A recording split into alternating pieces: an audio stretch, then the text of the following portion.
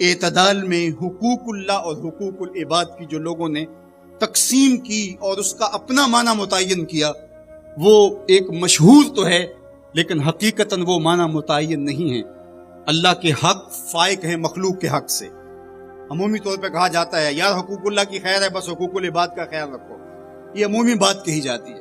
تو یہ بات اچھی طرح ذہن نشین کر رہے ہیں، یہ بھی آپ کے اعمال میں اور آپ کی افکار میں اور آپ کے نظریات میں غلو پیدا ہو گیا۔ تو جو مختلف روایات کے اندر حقوق العباد کی طرف توجہ دلائے گی تو اس کا مطلب یہ ہے، مفہوم یہ ہے کہ اللہ تو کریم ہے، وہ معاف کر دے گا، بندہ تو معاف نہیں کرے گا۔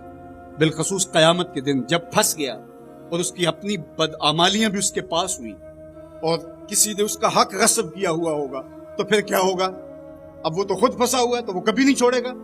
اب اللہ تعالیٰ کس طرح اس معاملے کا حل فرمائے گا کہ یہ شخص جس نے حق کھایا ہے، جس نے زیادتی کی ہے، تو اس دوسرے شخص کو اپنی نیکیاں دے گا۔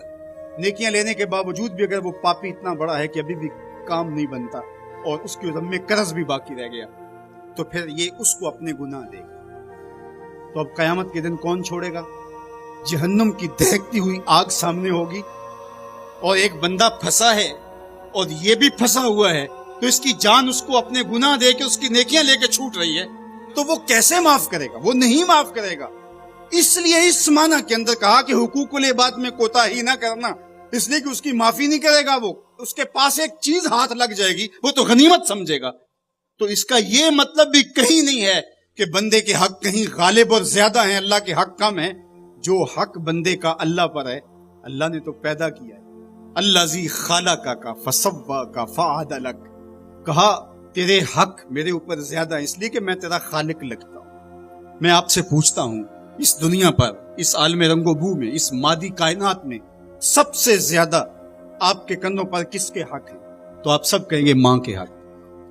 حضور سے بھی پوچھا گیا من ابرو، حضور میں سب سے زیادہ کس کے ساتھ حسن سلوک کروں؟ یہ حضور سے سوال کیا گیا تو میرے آقا کریم نے فرمایا امکت، اپنی ماں کے ساتھ۔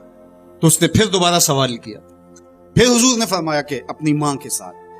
پھر کہا حضور میں سب سے زیادہ نیکی کس سے کروں؟ میری نیکیوں کا، میرے حسن سلوک کا سب سے زیادہ حقدار کون ہے؟ تو آقا کریم نے فرمایا امکت، تیری ماں۔ تو پھر اس نے چوتھی مرتبہ کہا تو حضور نے فرمایا تیرا باپ۔